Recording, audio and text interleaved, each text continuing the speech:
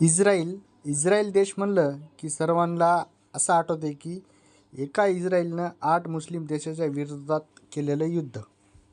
आता नवीन एक बातमी समोर आलेली आहे. अल अक्सा मस्जिद, ही मस्जिद खुली करण्यासाठी तिथल्या 8 मुस्लिम देशांनी इस्रायल विरोधात एकवटले आहेत. त्यांचं म्हणणं असं आहे की तुम्ही लवकरात लवकर ती मस्जिद खुली करा आणि नमाज पठण तिथं करू द्या. Detail information. इस्रायल आणि फिलिस्तीनमधील धार्मिक आणि राजकीय वादामुळे मस्जिदीच्या प्रवेश आणि नियंत्रणावर निर्बंध लादण्यात आलेले आहे. आता या वादावरून नवीन वाद पुन्हा होण्याची शक्यता निर्माण झालेली आहे. आता एकीकडे इराण इस्रायल युद्ध पेटलेले असताना पश्चिम आशियात राजकारण आणखीनच तापण्याची शक्यता आहे. या युद्धादरम्यान 8 मुस्लिम देशांनी इस्रायलच्या अल अक्सा मस्जिद उघडण्याचा इशारा दिला आहे. या इस्रायलने अल अक्सा मस्जिदचे दरवाजे बंद केल्याबद्दल 8 मुस्लिम देशांनी कठोर निंदा व्यक्त केली आहे. यामध्ये कतार आहे, जॉर्डन आहे, इंडोनेशिया आहे, तुर्की आहे, पाकिस्तान आहे, सौदी अरेबिया आहे, इजिप्त आहे, UAE आहे, या देशांचा समावेश आहे.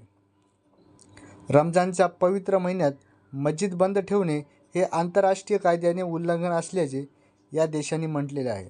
तातडीने अल अक्सा मस्जिद उघडायचे आणि नमाज अदा करायचे प्रवेश देण्यात यावा असं इस्रायलला सांगण्यात आलेलं आहे.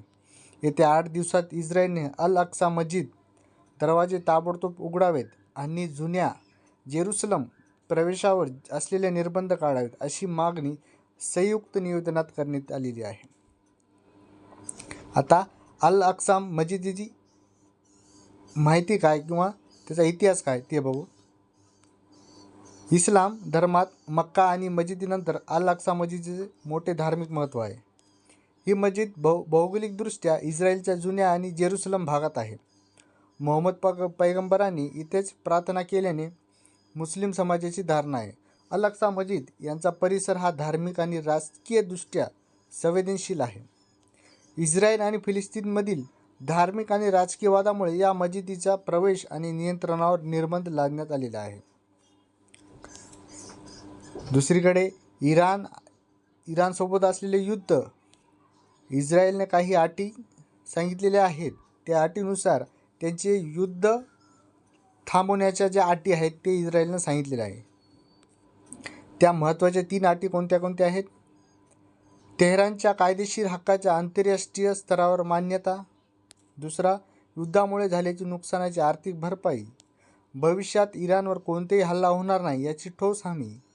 इराणच्या या अटी पूर्ण झाल्यास युद्ध थांबण्याच्या दिशेने पुढील पावले उचलली जातील असे इराणकडून स्पष्ट करण्यात आलेले आहे. युनायटेड नेशन रिझोल्यूशन म्हणजे संयुक्त राष्ट्राच्या इराण विरोधाचा ठराव.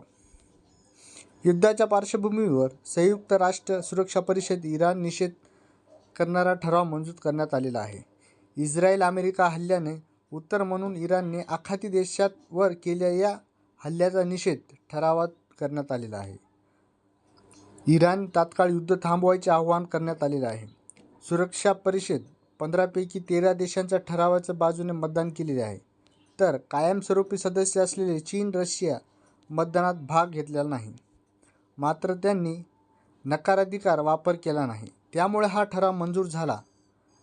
या इराणसाठी एक धक्का असल्याचे समजले जाते.